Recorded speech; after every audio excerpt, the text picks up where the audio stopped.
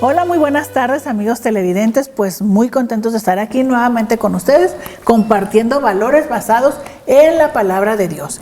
Y el día de hoy traemos este libro que se titula ¿Cómo orar por los hijos pródigos?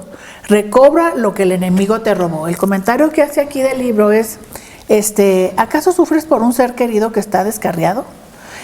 Kim Scherer y Rutan Garlock, disculpen la pronunciación, mantuvieron una luz encendida en la ventana, aguardando el regreso de sus hijos pródigos, pero ellas no esperaron de forma pasiva, retorciendo sus manos con impotencia, paralizadas por el temor y el desespero. En su lugar, ellas lucharon por sus hijos en oración, confiando que al final el Dios Todopoderoso intervendría y devolvería a los hijos pródigos a los brazos de sus padres. El enemigo usa muchas tentaciones del mundo para seducir a nuestros jóvenes y alejarlos de la crianza y los valores cristianos. Cómo orar por los hijos pródigos nos recuerda que para aquellos de fe la victoria está siempre a nuestro alcance y que nuestros seres queridos están siempre en su corazón. Además, yo quiero, gente, coincidiendo aquí en este librito, que también es el libro de promesas de la Biblia para mujeres, dice aquí en disciplina familiar: en el hogar cristiano la disciplina consiste en algo más que emitir órdenes como no hay videojuegos hasta que acabes tus deberes, deja de hacerte el tonto, no sea que alguien salga herido. Es fácil gritar directrices, pero administrar una amorosa disciplina requiere esfuerzo, pensamiento y persistencia. Establecer normas e implementarlas con amor es edificar estructura, proporcionando a los niños una sensación de seguridad. La disciplina enseña a los niños las consecuencias del pecado y la importancia de someterse a la autoridad. Así como Dios disciplina a aquellos que ama, nosotros disciplinamos a nuestros hijos por amor. Y contrariamente al pensamiento popular, un niño disciplinado es un niño feliz. Además, aquí traigo citas que se apoyan en esto que estoy diciendo. Dice: que gobierne bien su casa, que tenga a sus hijos en sujeción con toda honestidad, pues el que no sabe gobernar su propia casa, ¿cómo cuidará de la iglesia de Dios? Primera de Timoteo 3, 4 y 5. Y luego además aquí en Proverbios 23, 13, 14 dice: no rehuses corregir al muchacho, porque si lo castigas con vara no morirá. Lo castigarás con vara y librarás su alma del Seol. Qué tremendo, pero pues así es esto. Entonces, pues bueno, hola Gladys, ¿cómo estás? Muy atenta a lo que estabas leyendo, porque cómo nos hace falta en estos tiempos. Así es. Ese consejo. Así es. Lo que nos hacían antes nuestros abuelos. Así es, álgame, disciplina. Aquí lo vuelvo a leer las citas. Órale, que ya no lo encuentro, espérenme. Disciplina familiar, aquí está. Primera de Timoteo 3, 4 y 5 y Proverbios 23, 13 y 14. Nos acompaña el día de hoy el pastor Aristeo Martínez de la iglesia el Calvario. ¿Es cómo? Ministerios del Calvario. Ministerio el Calvario. Bueno, pues sí, iglesia, ministerio. Ok. Ay, disculpa. Ministerios el Calvario. El Calvario. De Cuauhtémoc, Así Chihuahua. Es. Paisano. Bienvenido. Pues, un saludo a todos y gracias por la oportunidad de compartir en este día, en este foro, en este lugar. Deseamos que este programa sea de mucha edificación para su vida y que la palabra que Dios ha puesto en mi corazón para compartir con ustedes, pues realmente sea la palabra adecuada, la justa, la necesaria para edificación de sus vidas. Así es, gloria a Dios. Pues empezamos luego. Hablando de disciplina. Fíjate que el Antiguo Testamento, entre el Antiguo Testamento y el Nuevo Testamento hay un periodo que se llama de 400 años de silencio. Ese tiempo de silencio fue un proceso disciplinario de parte de Dios para su nación. Imagínate una nación que estaba acostumbrada a escuchar de una manera permanente la voz de Dios a través de los profetas, a través de la palabra, a través de los sacerdotes, y de repente Dios guarda silencio por 400 años.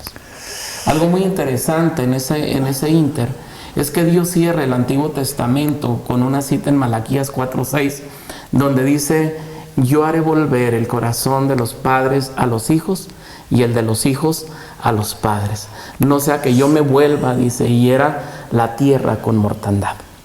Y hay algo interesante aquí, porque aunque se trata de un periodo disciplinario, la disciplina siempre lleva el propósito de una corrección. Y el pueblo necesitaba la voz de Dios, la comunicación. Qué bueno entender que Dios es un Dios que se comunica con nosotros y que de alguna manera a nosotros nos hizo seres relacionales.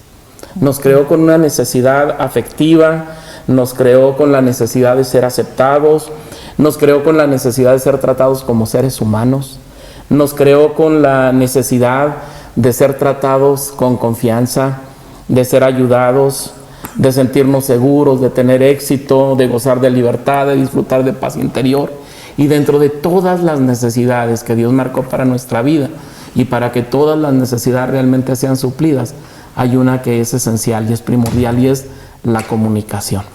Y es el tema del que yo quiero hablar. Jamás sería posible, ¿verdad?, que el corazón de los padres volviera a los hijos si no hay una palabra, si no hay una comunicación, si no hay un contacto. Un enlace. Un enlace. Así es. Antes de que entres ya de lleno, yo quisiera comentar, porque nada más dije el libro que se iba a rifar, pero no di los teléfonos.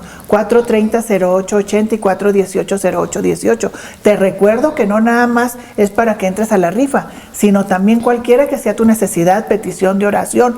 Ahí están tanto Irma como Paloma para apoyarte en oración. Y no nada más eso, estamos también, no lo he anunciado porque a veces se me pasa, que tú puedes llamar ahí y se te puede dar consejería, te pueden dar una cita para el día que tú puedas ir, ya sea en la mañana, en la tarde. También ahí se orará y se te dará algo de consejería. No se cobra ni un 5, esto lo hacemos porque lo que queremos es que nuestra sociedad cada vez esté mejor, ¿sí? O sea, y que cada vez busquemos más el rostro de Dios, que nos apoyemos más, no en lo que nos aconseja el humano, porque el humano, aunque nos quiera dar un buen consejo, se puede equivocar, ¿verdad? Pero Dios nunca se va a equivocar en darte el mejor consejo conforme a la necesidad que tú tengas. Entonces ya sabes, puedes llamar para entrar a la rifa, para entrar ahí, para que oren por ti, haz una oración rápida, o en lo personal puedes hacer una cita y ahí en las oficinas de Paseo Bolívar 606, ahí es donde se está dando la consejería. Ahora sí, disculpa. Bueno, entonces déjame hablarte un poquito de qué es la comunicación. Ok.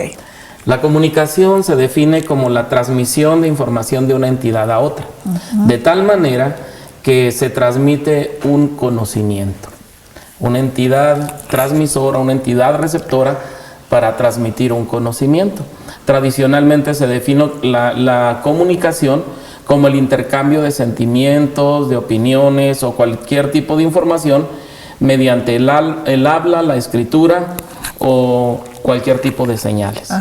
Entonces, ¿qué entendemos cuando hablamos de comunicación o cuáles son las demandas de la comunicación? Pues lógicamente un emisor, un receptor y un mensaje.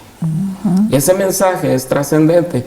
Yo vuelvo al pensamiento escritural, donde el Señor guarda silencio por 400 años y la voz de Dios no es escuchada por una nación que está acostumbrada a escuchar la voz de Dios. Pero el mensaje y el pensamiento es este: Dios se revela a la nación de Israel como un padre para ellos.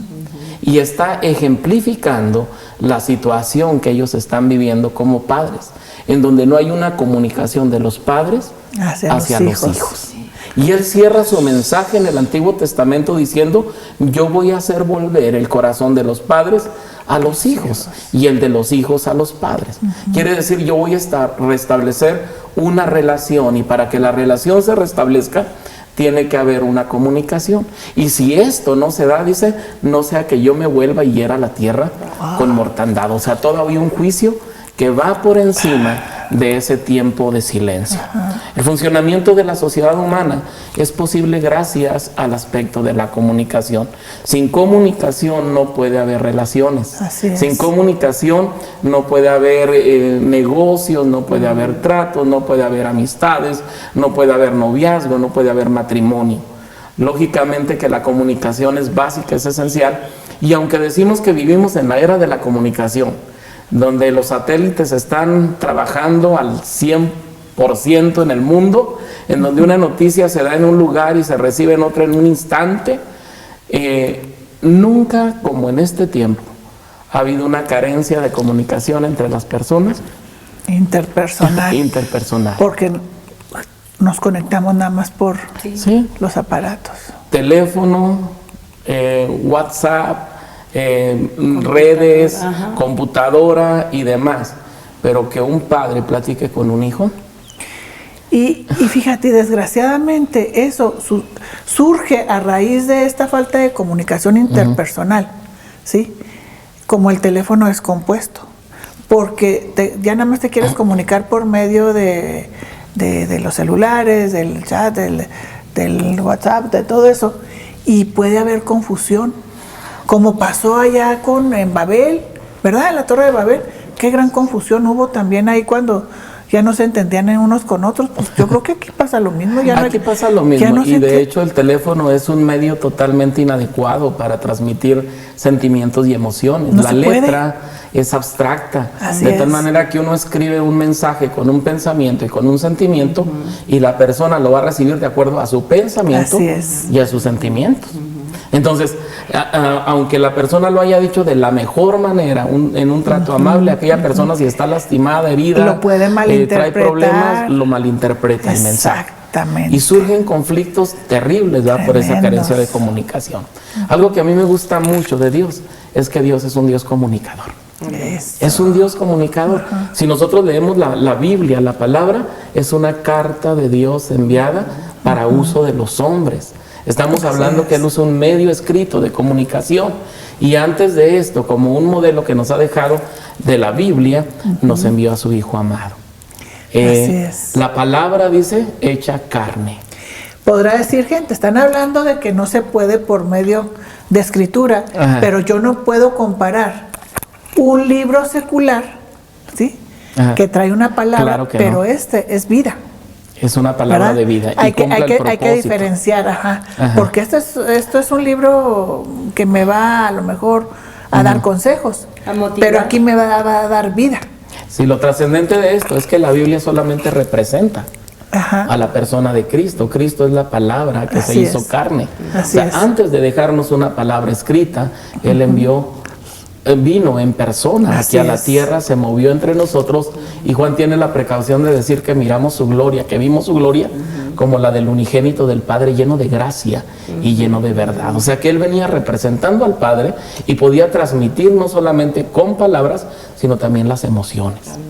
Las emociones de Dios. Eso para mí es trascendente, porque si nosotros tenemos un Dios que nos creó a su imagen y a su semejanza, entonces Él es nuestro modelo. Y el modelo es un Dios que comunica, que desea, que anhela comunicarse con nosotros. Entonces nosotros, como seres creados a imagen y semejanza de Dios, también deberíamos de ser seres que comunican, que hablan, que trascienden el mensaje de la palabra y que de alguna manera engloban el aspecto de la comunicación como algo trascendente y importante. Ahora, tengo una pregunta. ¿Hay comunicación errónea, equivocada? Sí, siempre. Cuando nosotros hablamos del proceso de la comunicación, decíamos hay un emisor, hay un receptor, hay un mensaje. Entonces, cuando hablamos del mensaje, también me faltó decir que hay interferencias. Sí, claro. Que hay ruido, algunos le dicen ruido. Bueno, esa interferencia quiere decir que el mensaje no puede ser recibido como se está enviando.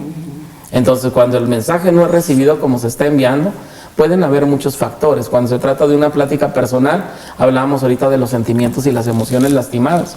Y yo puedo, una pareja que se pelee hoy y mañana el marido o la esposa le habla bien, oye, ¿quieres almorzar? ¿Deseas algo? ¿Necesitas algo? Aquel no está escuchando lo que le está diciendo, ahora sí viene a hablarme. En su interior hay ruido, hay interferencia en el mensaje, de tal manera que el mensaje no se entiende como se está enviando. Sí hay problemas en la comunicación. ¡Qué difícil! Bastante difícil.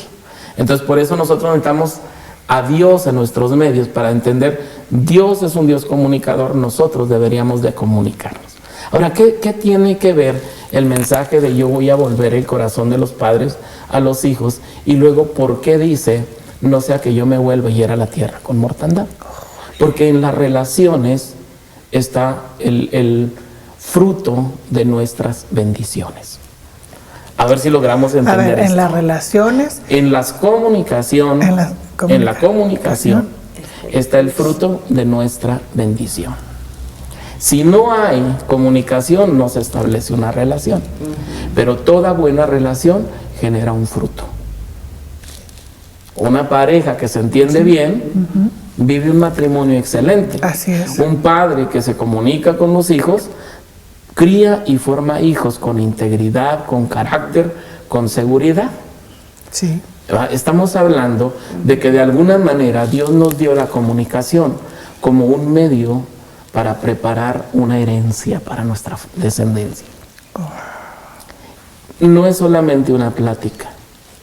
En la plática, papá transmite sentimientos, papá transmite pensamientos, papá transmite emociones, papá transmite conocimiento, Seguridad. o mamá, seguridad, orden. Todo eso se va aprendiendo a través de una buena comunicación.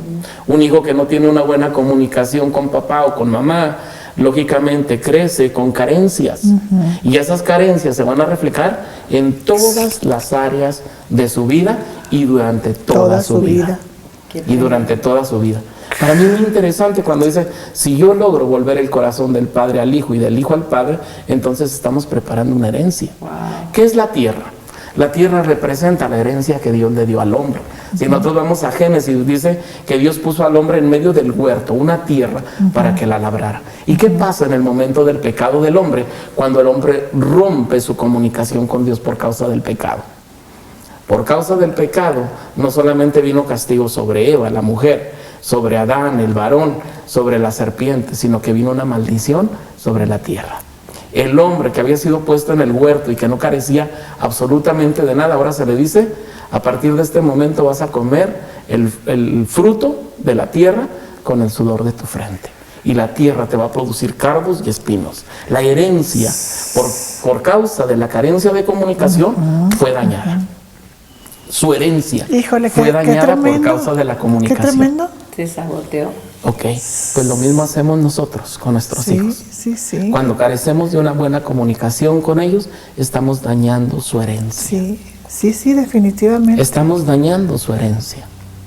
Tenemos un Dios comunicador y de alguna manera Dios nos está preparando, no solamente a través de la comunicación para entregarles un mensaje. A través del mensaje estamos preparando su herencia. Cuando pensamos en herencia, generalmente pensamos en lo material. Ajá. Una casa, un terreno, un fondo, ¿sí? Un seguro, o sea, yo me voy a asegurar de vida para dejarle algo. ¿Y qué de lo más importante? No, y fíjate bien lo que pasa.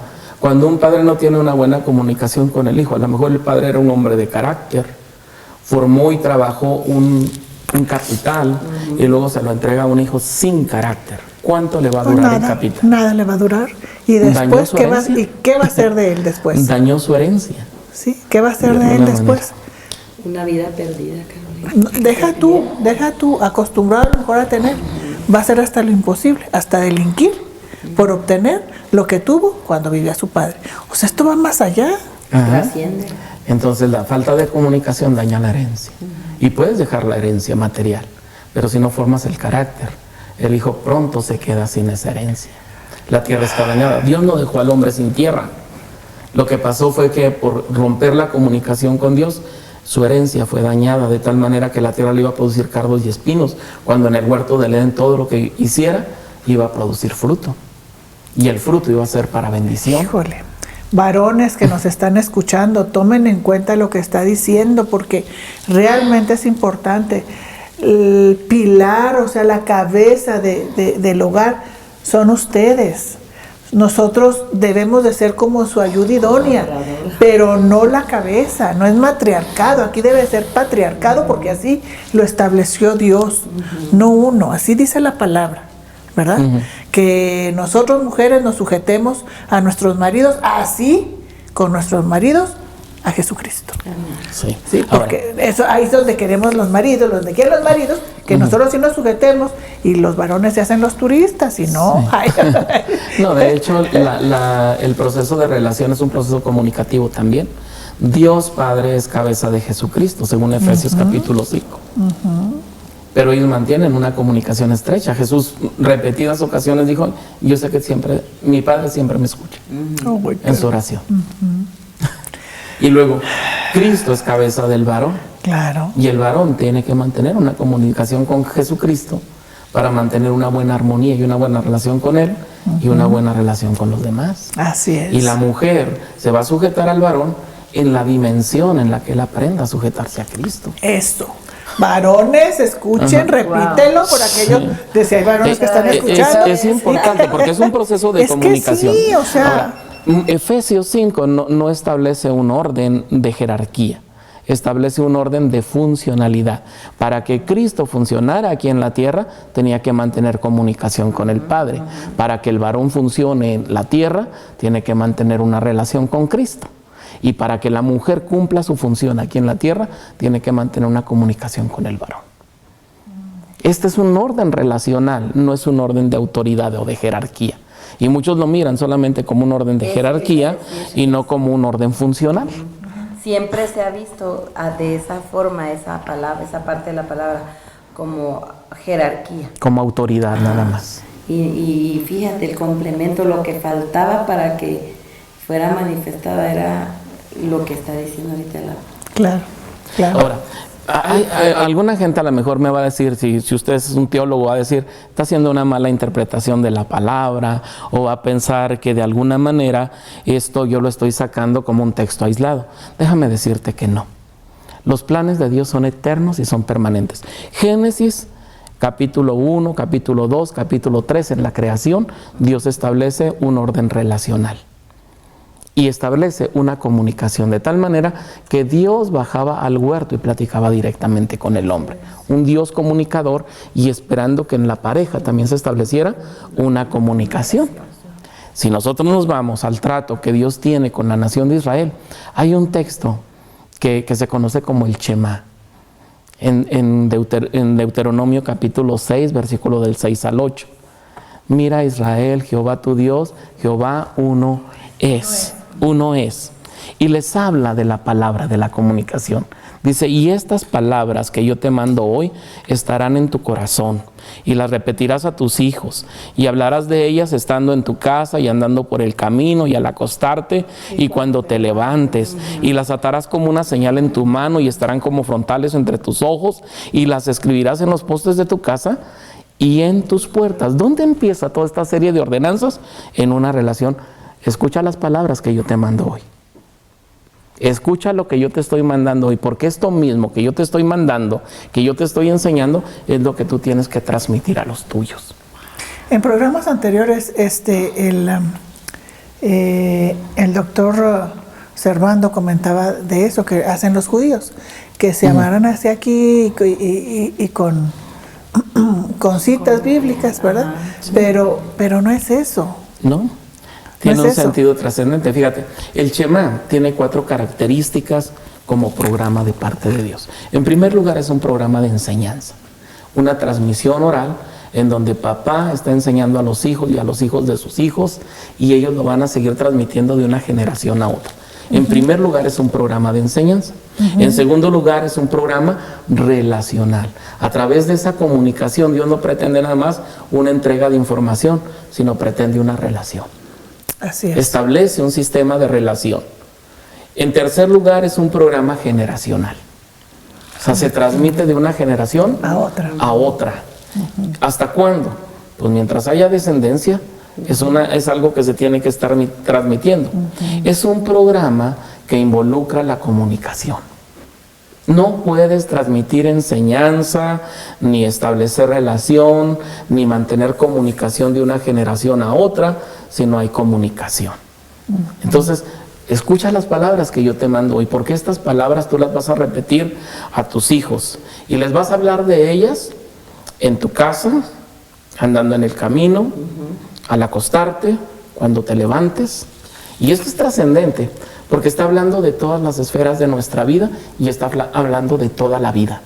Porque camino aquí, que es una de las palabras claves, y se las vas a repetir a tus hijos cuando te acuestes y luego cuando te levantes y andando por el camino. Podríamos decir durante todo el día y todos los días. Y camino puede representar un inicio y un destino. Entonces, ¿qué espero yo de mis hijos? Cuando mi hijo nace, yo me forjo un pensamiento de qué es lo que yo espero de un hijo. Y de alguna manera yo digo, yo quiero que sea un hombre de bien, quiero que crezca sin carencias, y hago yo un plan de vida para él, que puede ser muy distinto del que Dios tiene determinado para su vida. Pero estoy pensando en un destino. Dice, se los vas a enseñar en el camino. En el camino, y el camino representa la vida misma. Cuando sea un niño, cuando sea un adolescente, cuando sea un joven, cuando llegue a la edad adulta. Porque muchos padres piensan que ya cuando el muchacho creció, se acabó nuestra relación, ya se acabó nuestro compromiso, nuestra obligación. Y yo siempre he pensado que crecen los hijos y crecen también las obligaciones. Así. Y los compromisos. Y los problemas. Ay, también a veces los problemas. Ok. Pero algo muy interesante del chamán A ver. es que une la palabra con la acción. Qué interesante. Ese proceso de comunicación une la palabra con la acción. Acostarse es una acción, levantarse es una acción. El camino, andar en el camino con los hijos es una acción. Une la palabra, el mensaje que te estoy enseñando con una acción. ¿Qué es el problema de la comunicación? Que nosotros hablamos una cosa y hacemos otra.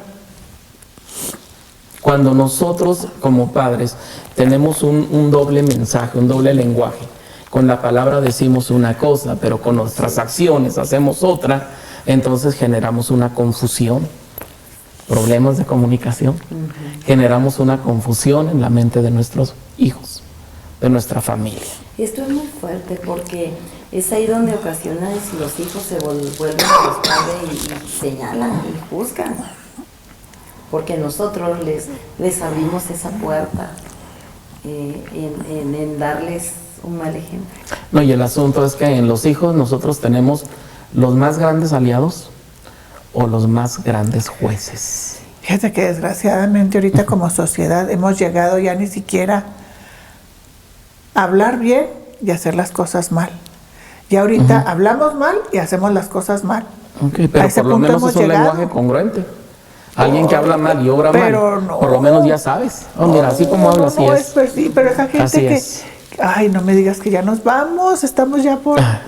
Okay. No, todavía tenemos un poquito. Cierro el pensamiento para que me entiendan la palabra y la acción. Cuando dice que las vas a poner como frontales, las vas a poner en tu frente, en tus puertas y en tu brazo.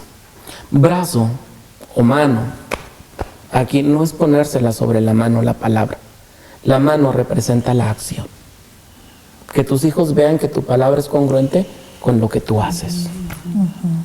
Cuando hablamos de ponerla como frontales, estamos hablando de que esa palabra comunicada por Dios tiene que ser una palabra que va congruente a mi visión, a la visión. Acción Y visión. Oye, y además comentaba también el doctor con eso ¿cómo se llama? Que se pone acá en el Las izquierdo. filactelias. En el izquierdo, no en el derecho, sino en el izquierdo, porque era que estaba cerca del corazón. Cerca del corazón. Ay, qué Entonces, tremendo, qué hermoso. El otro pensamiento es en las puertas. La puerta es el lugar de acceso, pero es el lugar de despedida. Mis hijos un día llegaron a casa y un día se van a ir. yo los voy a despedir. Pero la palabra que yo sembré en ellos nunca se va a ir. Instruye al niño en su camino y aun cuando fuera viejo, no se apartará de él. Entonces, en conclusión, cuando nosotros comunicamos el mensaje divino como padres, no solo preparamos una herencia para nuestros hijos, preparamos a nuestros hijos para una herencia. La herencia incorruptible de los siglos. Si tú le dejas dinero a tu hijo, a lo mejor hiciste bien. Si le dejas una herencia material, a lo mejor hiciste bien. Tú hiciste bien. Pero él, ¿qué va a hacer si no tiene el carácter? Yo quiero preparar a mis hijos a través de la palabra. Les estoy dejando una herencia. Pero estoy preparando tu corazón también para que puedan recibirla. Y hacer buen uso de ella. Que sean buenos padres, que sean buenos hijos, que sean buenos ciudadanos, que sean buenos creyentes, que sean personas útiles a la sociedad. Ay, pues muchísimas gracias, Aristeo. Muy interesante tu plática. Desgraciadamente nos tenemos que ir. Ya no nos tengan tan en el abandono, vengan más seguido. Muchas gracias, Gladys. Y a mí no me queda sino agradecerles que nos hayan visto, escuchado. Les recordamos cómo orar por los hijos pródigos. Este es el libro que se está rifando. Recobra lo que el enemigo te robó. Es editorial Unilit. Muy interesante este libro. Y pues les deseamos con todo nuestro corazón que la gracia, la misericordia y la paz de nuestro Señor Jesucristo esté con todos ustedes. Bendiciones. Si Dios lo permite, aquí nos vemos el próximo jueves. Gracias.